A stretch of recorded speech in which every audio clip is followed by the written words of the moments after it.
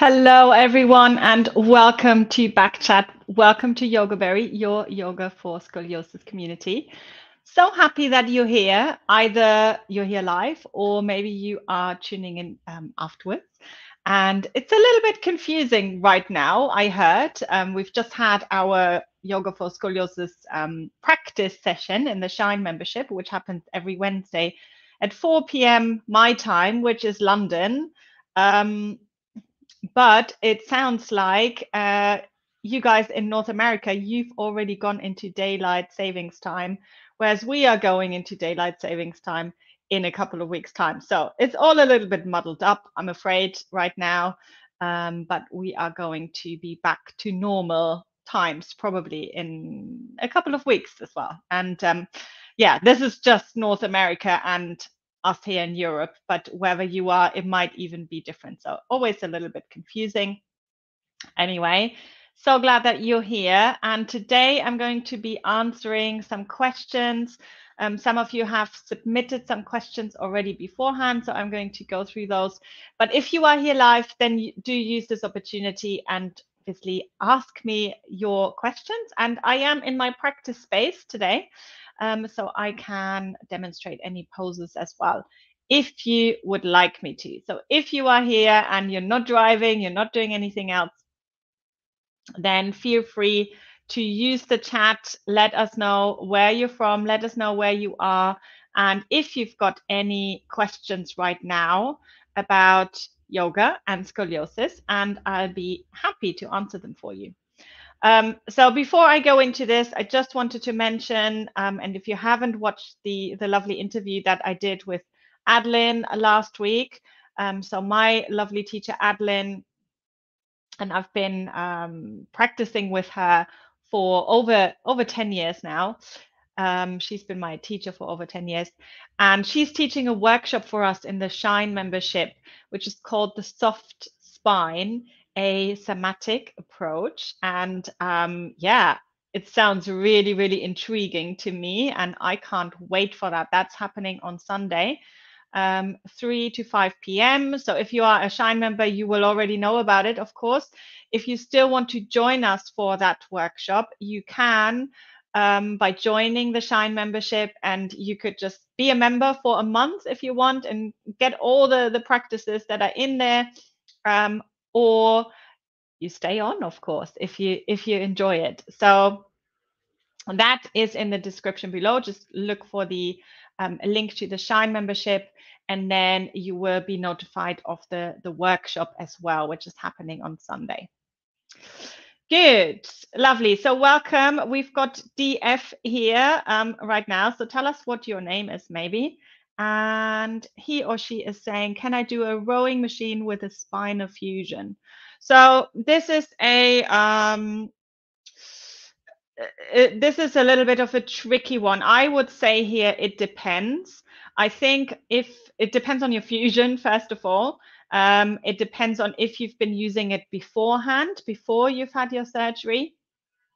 And in general, I would say to be conservative, if you've got a lumbar fusion, or even if you do not have a lumbar fusion, but just a thoracic fusion, it wouldn't be my first choice of machines, to be honest. Now, little disclaimer, I'm not an expert on gym equipment, so you might want to have a look at the interview with Caroline Friedman or Beth Terranova from Strength and Spine, who's a strength training expert. She's a much better person to ask about these sort of things. But just kind of thinking about the position that you're in when you're in a rowing machine, I would imagine it's, you know, something like this. Again, I'm not a gym equipment user really, but just from a logical point of view, you are much more likely to put pressure onto your lumbar spine in this position. So there are much better things that you can do. Maybe you can find something that you can do in standing where you can maybe still, because this movement is actually really great for the back, obviously for the back muscles, but maybe see if you can maybe do this in a standing position with some other equipment like a resistance band, for example.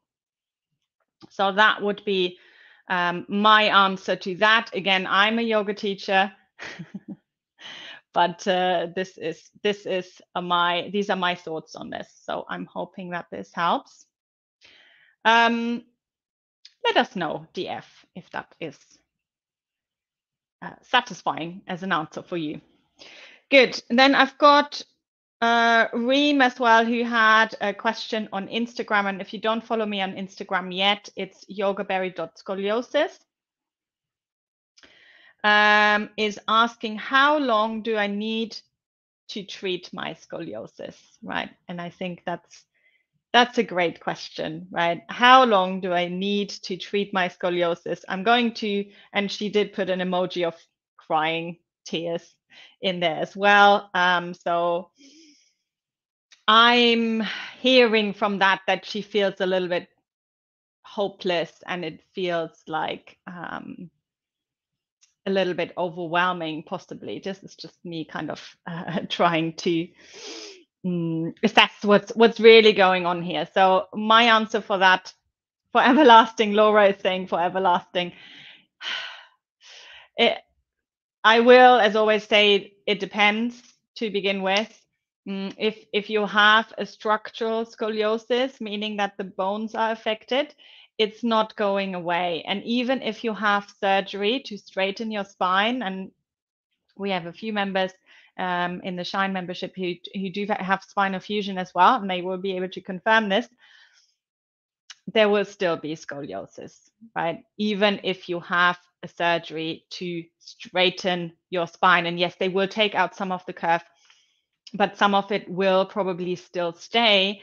And then also just to kind of remind you that it's not just the spine that is affected, it's everything that is affected in the body. So it's the muscles, it's the fascia, connective tissue, the way that the organs kind of arrange themselves around the scoliosis. That is not going to change overnight. And again, I'm talking here about surgery, even if they do straighten the spine. You can, just without surgery, of course, you can definitely get improvement, and you can improve your posture, and you can improve the postural element, meaning the muscles and the soft tissue, but you're not going to change the bones at the end of the day. That's the bad news. The good news is you can still have a long and happy life, even if your spine looks like this, right? And I kind of drew like a double S curve here. So even if you have a large curvature, and I've seen very, very large curves, it doesn't mean that you're going to end up in a wheelchair or anything, or that you're going to have major problems in your life. It just means that you need maybe a little bit of maintenance to make sure that you do all that you can, that it doesn't get worse.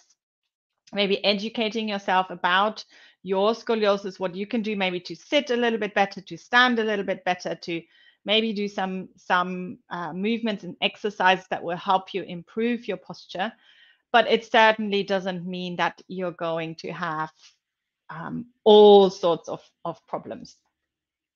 So that's kind of the long-winded answer to your question, Reem. So it's kind of a long life thing, really.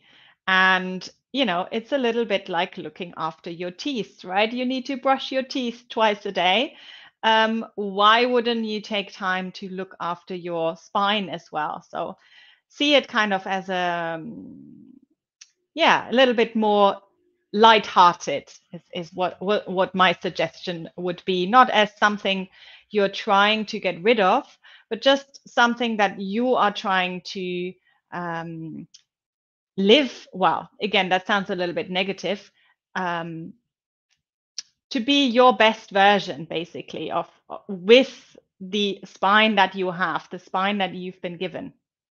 And that doesn't mean that you're going to be, worse off in anything. Again, there are very high level athletes that have scoliosis. There are people who can do amazing things who are super strong. Doesn't mean that you're weak, doesn't mean anything like that, but you are going to have to do a little bit of maintenance. So I'm hoping that answers your question, Reem. Thank you so much for that one. And good. So we've got Phoebe here. Is there other sleeping positions for scoliosis? What do you mean by other ones, Phoebe? That sounds to me you found one already. And there is a whole video from me about sleeping positions. It's just me basically sleeping on my yoga mat to show the different versions of it. It's a little bit like, and I'm glad you're asking this, Phoebe, because this always comes up, sleeping and sitting. They're kind of the main ones that people want to know. What I would ask myself is, first of all, if you know what your scoliosis pattern is, then that's relatively easy to figure out what you need to do. Basically, you do not want to hang out in your pattern for long periods of time. What do I mean by that? I'm gonna have to do a little demonstration. I'm not wearing my scoliosis t-shirt, unfortunately, but you can see me anyway. So if you imagine, and that's my curve pattern is a left lumbar curve. So this is my left side. So the curve is going towards the left. It might be mirrored here. So what I don't want to do is anything like this, right? So like, for example, I'm going to move a little bit further away so you can see. For example, kind of hanging out here for long periods of time. So you can see why this would be not a good idea. So if my curve is going to the left and then I'm kind of sitting here and not making it worse, I wouldn't say that, but you're not helping it either. You're just basically resting in that pattern that you're already in. Same thing when you're lying down with this same curvature. Imagine it's going to the left. Doesn't work so well on a hard surface, but it gives you a little bit of an idea. And I do have a narrow waist and wider hips, so hopefully that shows it. When I lie down, and imagine now this is a soft surface, I would be sinking into it even more, and that would just be hanging out into my lumbar curve. Now, this doesn't mean it's going to get worse straight away, but do you really want to hang out like this for 8 hours while you're sleeping, while you could actually be lying on the other side as well, right? So I'm hoping that this makes a little bit more sense, Phoebe. So we need to know basically which way your curve is going. It might be a better idea to lie on your concave side rather than your convex side. Lying on the back is usually what people, what probably medical professionals would like to see you do. However, that's not really accessible for everyone. So some people just can't, like myself, I can't sleep on my back. So I do have to sleep on my side. If you do sleep on your back, you kind of need some nice support around your head, because once you start to fall asleep, your head kind of turns to the side, and then you have a kind of a big twist here in your neck. Most important thing is obviously that you are actually comfortable so that you can sleep. So I would say that is always the number one thing to think about. Lying on the belly is generally not advised. It's just not a very good place, basically. But yeah, so these are your options, Phoebe. I hope, let me know if that is helpful to you at all. I'm hoping that makes sense, but it's really important that you know, if you have a significant scoliosis, that you know which way it goes, right? And there's a number of ways to find out. The best thing to do is obviously get an X-ray. and get a proper diagnosis. And if they tell you, for example, you've got a left lumbar, right thoracic curve, or anything like this, left and right always means the convex side of the curve, which was another question I saw recently. So I thought I'd answer that. So let me know, Phoebe, if this is helpful at all, while I find the next question. And I believe that's Laura. So Laura had a great question. Let me know if you're still here, Laura. So Laura's question was, what is the difference between elongating and stretching, and when do we need to do one or the other? And I love this question. And if you've ever been to, if you've ever followed any of my practices, either on YouTube or in the membership, I talk about elongation a lot. Sometimes I use the word stretch, but I'm kind of trying to separate those two. So Laura is very, very right in saying, in asking this question, what do you mean? What is actually the difference? Is there a difference? And to me, yes, there is a difference. So stretch, and you might want to look back at that back chat, Laura, that we did with, what was her name? I'm trying to think of her name. Chris Cubb. She talked about stretching and the different ways of stretching, the different ways of stretching. So you might want to look this up. Basically, stretching and what I mean by it when I use the word is a type of stress to the tissue, not in a bad way necessarily, but a challenge to the tissues, and it comes with a lot of sensation usually. So I've got a few props here to demonstrate for you, Laura. So this would be a stretch. This is kind of how I would imagine or try to visualize a stretch in my body, right? So it's like a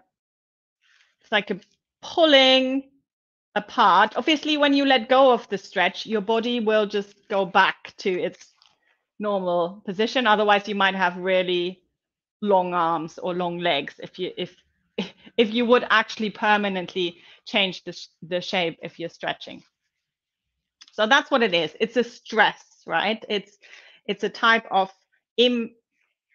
wrong word again, impact, but there's something happening here that pulls it apart, but then again, it kind of comes back afterwards. So that would be a stretch. A stretch is usually accompanied by sensations.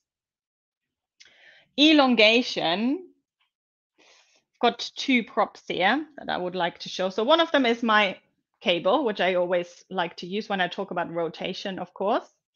So this would be much more of an example of elongation, right? I'm lengthening, but I'm not stretching the cable.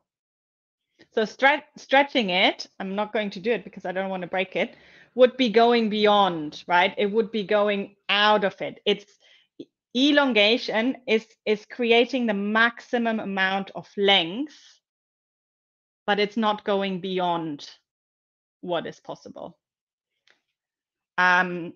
Another thing, I found my grandmother's pearl necklace actually, which I thought was quite a nice way of showing this. So if you imagine you have this kind of tangled up necklace and you elongate, you're creating space, right? You're creating space, and you can even imagine these are the vertebrae, and you're creating space for the discs in between. So elongation for me is much more about creating space.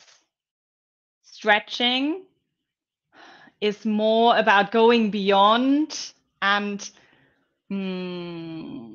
stress and again, I don't mean the stress of like, oh, I've got so much to do stress, but stress to the tissue and a sensation of stretch.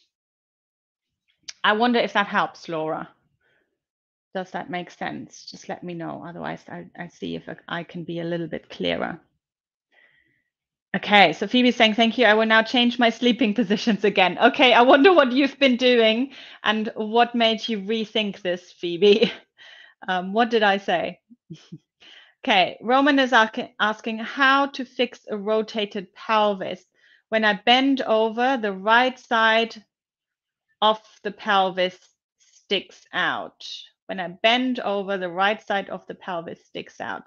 So sticking out at the back or sticking out at the side would be my question. And so this is what I'm imagining from here is that maybe it sticks out to the side slightly here. If you watch my my right side right now, I'm allowing that to kind of go out to this. So this is me. If I hang out into my lumbar curve, that's what would happen, right? The right side would kind of stick out.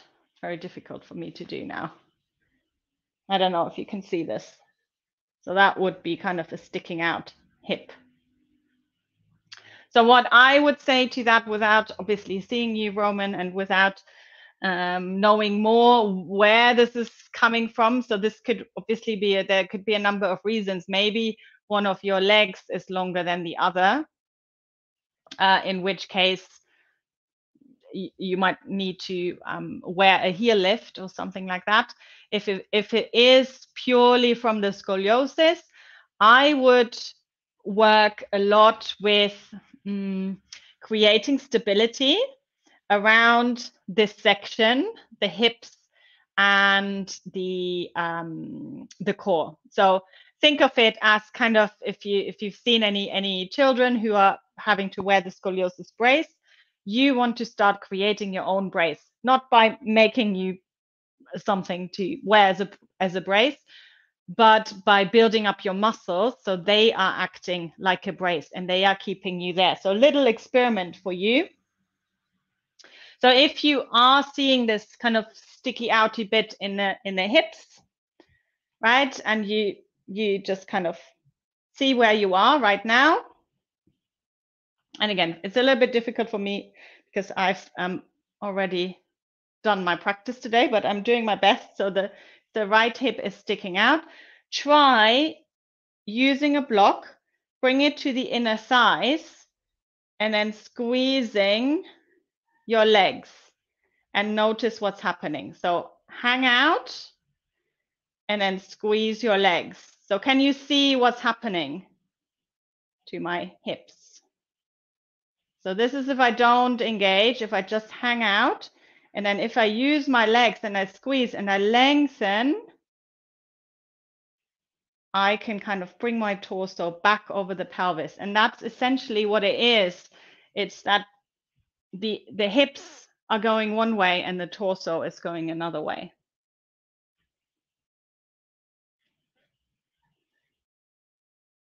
Okay. Let me know if that helps. Where was I? I don't want to miss anyone. So my apologies if I miss you. If I skip, then just make sure to remind me. Okay, we've got Jilly. Hi, Christine. Any tips for helping with truncal shift? I have a long thoracolumbar curve. My balance is not great. I wonder if this helps what I just said, Jill. That might have kind of answered your question as well, because it's a similar sort of thing, except for the first one, it was the hips kind of over, and now you are talking about that the trunk is actually going over to one side. So what we just did, that might help you. So thoracolumbar curves are tricky in a way, but they're also simple in another way because you only have to worry about one major curve, of course. So you could maybe think about, again, I would practice poses that are quite symmetrical in the beginning, especially to help you to bring the trunk back over the pelvis. Because if you start to go into things like triangle pose or warrior poses, it becomes very, very complicated. So make sure you're keeping it really, really simple in the beginning. Maybe just do that one with the block and squeezing. And what do you have to do? So it's like a tiny little shift. And I don't know, you haven't told us if it's right or left, of course, but I'm going to assume you've got a left thoracolumbar curve, which is easier for me to show. I would be thinking about shifting the rib cage over to the right. And a mirror is really, really useful for that sort of thing. So let me know if that helps. Okay, Laura Mitchell is asking, would hanging from a bar be stretching or elongating? Great question. So I would say to this, because I like this, and I have a chin-up bar as well, which I use. If you have your feet on the ground and you have your arms up, you can elongate. If you are free hanging, that would be stretching to me. So I'm seeing it as more as if you kind of go beyond, which you are if you are hanging, if you're just free hanging and your muscles are going to be holding on for dear life because they want to protect the joints, of course, and make sure you don't lose your arms. That would be a stretch to me. If you are in contact with the ground, then you can elongate. I wonder if that makes sense. Obviously, if you don't agree, you can let me know as well. Okay, so Laura is saying, when your muscle is tight or with a spasm, you need to stretch. But on the other hand, we need to strengthen it. When your muscle is tight or with spasm, you need to stretch. But on the other hand, we need to strengthen it.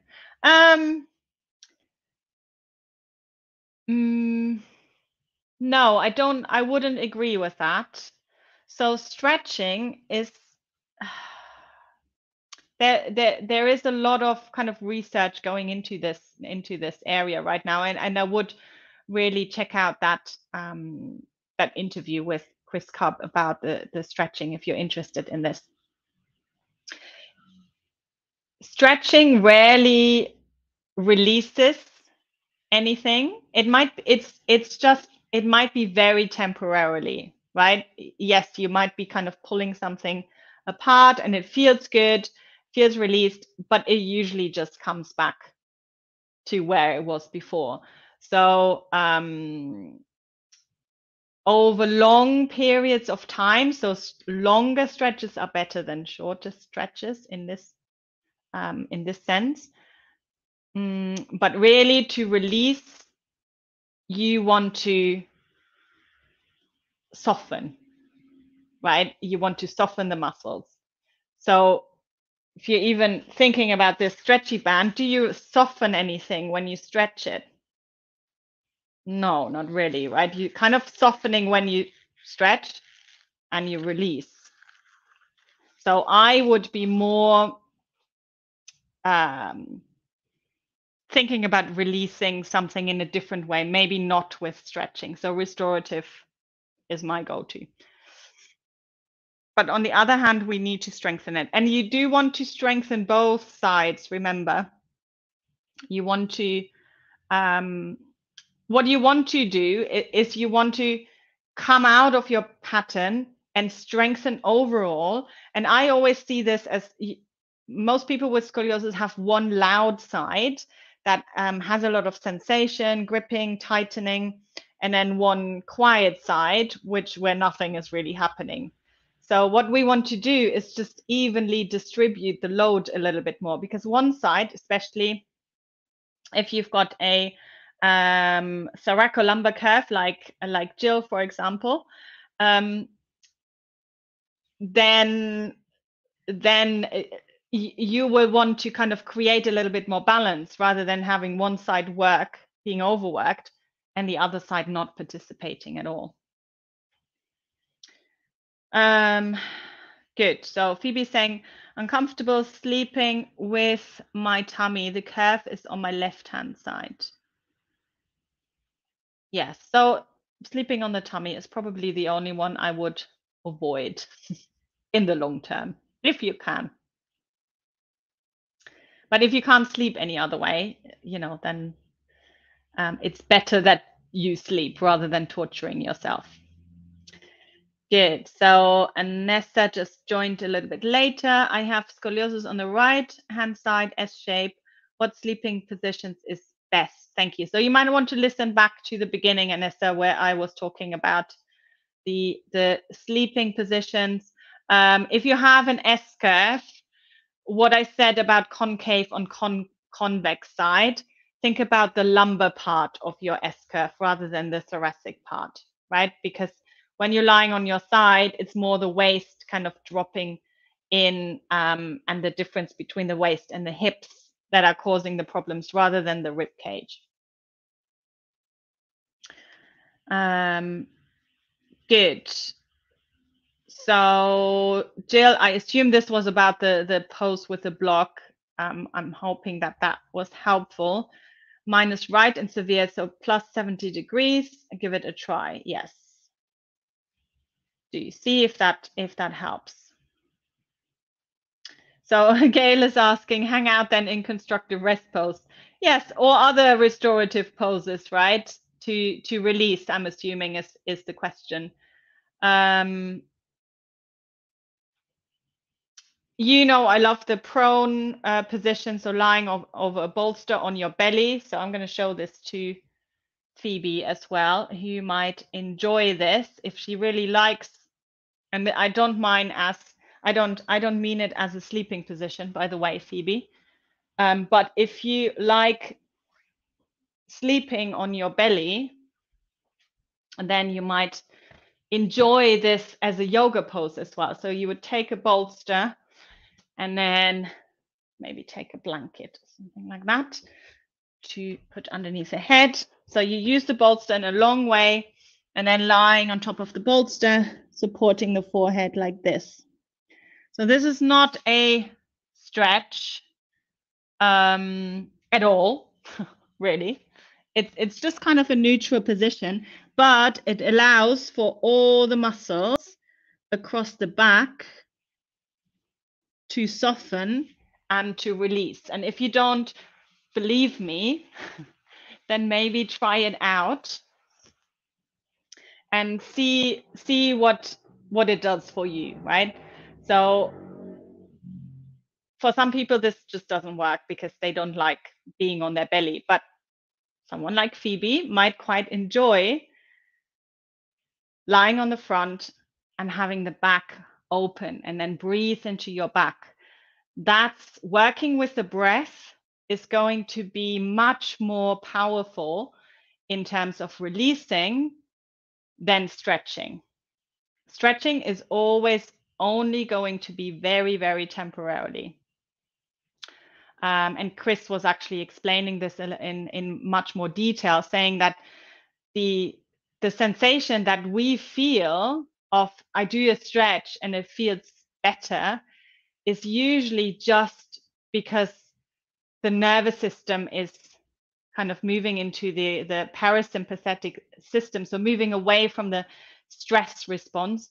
You're relaxing basically, and because you are relaxing because of movement or whatever you're doing, it feels better afterwards. Interesting, isn't it? I find it interesting. Okay, can you write the name of the guy you interviewed for stretches topic? So her name was Chris Cobb. So I'm just posting it into the chat. I think it was just before Christmas that I was talking to her. Lady, not a guy. Okay, so we have Anessa saying, does weight training help to strengthen the back muscles? And is it, I imagine that would be safe to do. So again, a much better person to talk about weight training is, I always recommend Beth Terranova, because I think she's fabulous. She is a physical therapist, and she really specializes in strength training. And you find her on Instagram at Strength and Spine. And I'm just trying to think what she would say. She would say, yes, of course, strength training is good. It can help. Is it safe to do? Yes, if you do it correctly. If you do it with, so for someone like Jill, for example, who's got a more than 70 degrees curvature, you want to be sure that you're not just hanging out in your curve pattern and then strengthening on top of that, right? You're probably going to make it worse in a way. But what she can do is learn how to come maybe a little bit out of her pattern. She won't come out completely because that's a big curve, but maybe a little bit, thinking about, drawing in from that convex side and then strengthening. Yes, that's great. But again, you want to make sure that you do kind of the things that are right for you, for your body. And that are right now. So with strength training, as much as I know about it, is that you want to progress slowly and want to make sure that you're not overdoing it straight away. So hoping that helps. Good. So Anessa was also asking what, oh, you mean, I think you mean Beth Terranova. I'm also putting that in, Terranova. Recommending a lot of people here today. I should get paid for this, right? Yes, so Beth Terranova, Strength and Spine is her Instagram handle. So if you are on Instagram, check her out, or you can just Google her. She's got a website, obviously, as well. So she's a good person to ask about weight training, gym things, gym equipment, and all of that. So she's a great person to ask for this. Good. Lovely. I think I've covered all the questions. Did I? Oh, I had one more. Sorry. So I had one more question, which was about side plank, of course. And this was a question from the Facebook group. Betty is asking, can I ask a stupid question? There are no stupid questions, Betty. When someone says to do a side plank on the convex side, does that mean with the convex side down towards the floor? Yes, it does. And this is a Lauren Fishman type of thing, of course.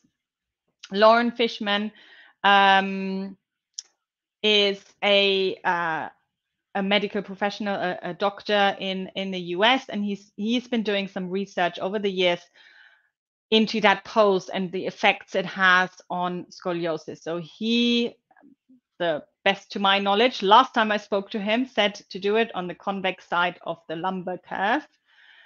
It didn't work for me, I have to say. And I've kind of moved away from that approach. However, he's coming to talk to me next month. I think it's next month. So I keep you updated on the date. Might be beginning of May, actually, that he's coming. And he's going to tell us about his latest research as well. So that will be great. And then he can tell us what we should be doing. Okay, so Anessa is saying, please can I ask you something I saw on Google? Okay. SOS scoliosis, where apparently they give you exercises and they have said the curvature goes less. Is this True. Can this happen? Okay, great question. You have to be really, really careful with these sort of claims, right? And when you see a before and after. So I'm going to say if you are still growing, then you've got a much better chance of scoliosis improving. Even a structural scoliosis can improve when you are still growing. If you are an adult, it's very unlikely that the bones themselves will change.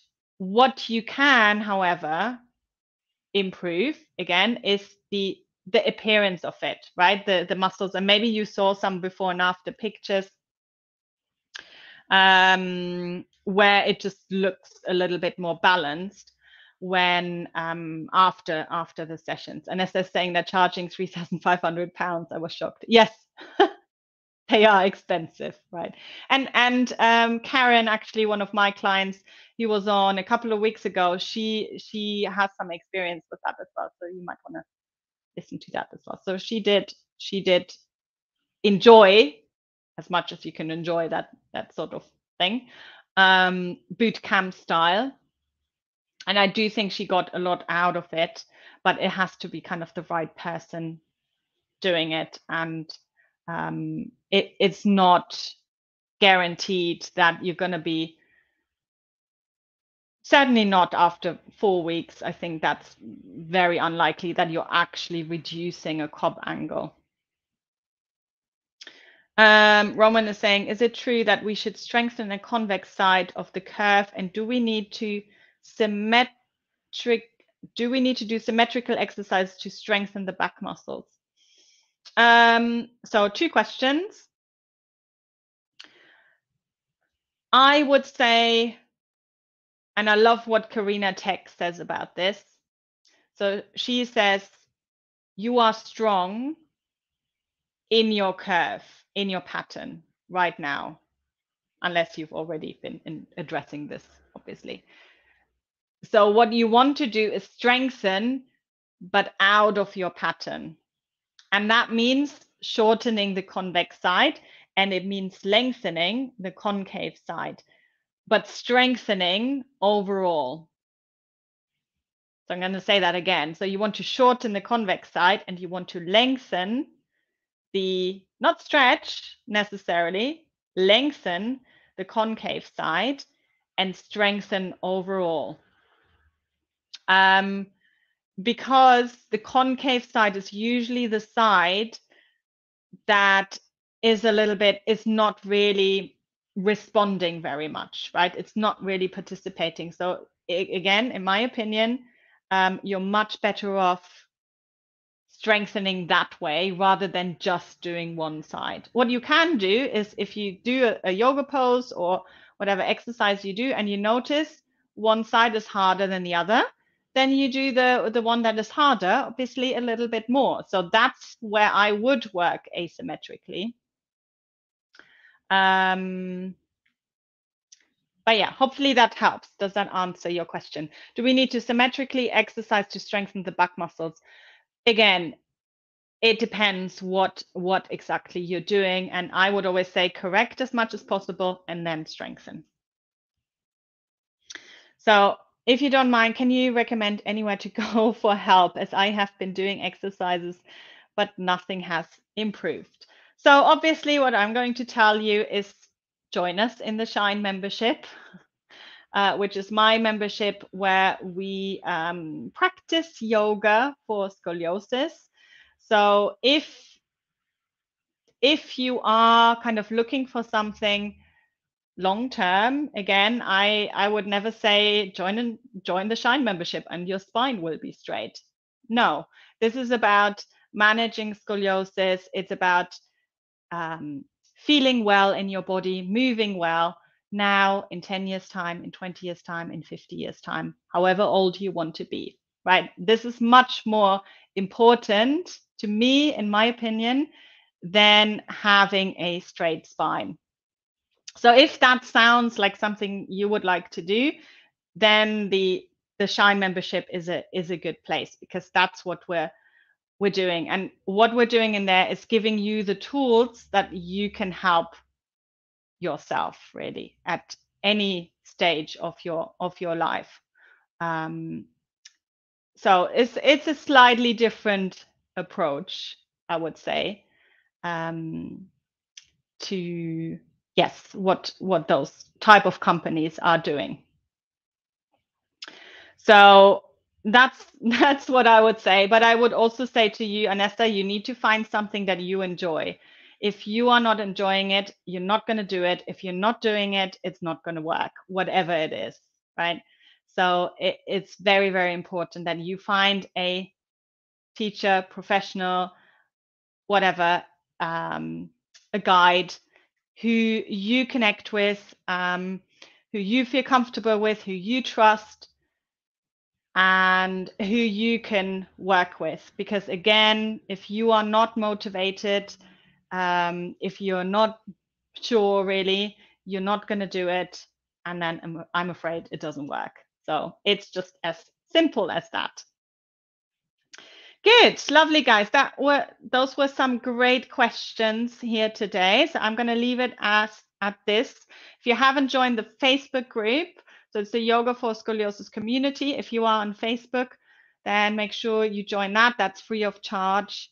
It's a good place to start. Obviously, my YouTube channel is a good place to start as well. There's a playlist called Get Started, something like that, or the basics, I think it's called.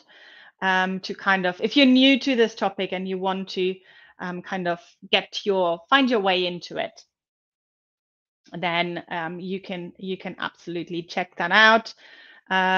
Keep asking your questions, of course, either in the Facebook group. You can find me on Instagram at jaureguiberry.scoliosis. And yes, thank you so much. Jill is saying great, informative chat as always. Very sensible advice. Thanks, Christine. You're welcome.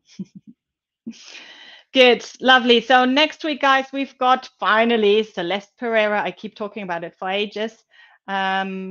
She is going to be talking about hypermobility. So if you feel like that might be you, then make sure to come along next week. And otherwise, I see you very soon. Bye, everyone. Bye, Liz.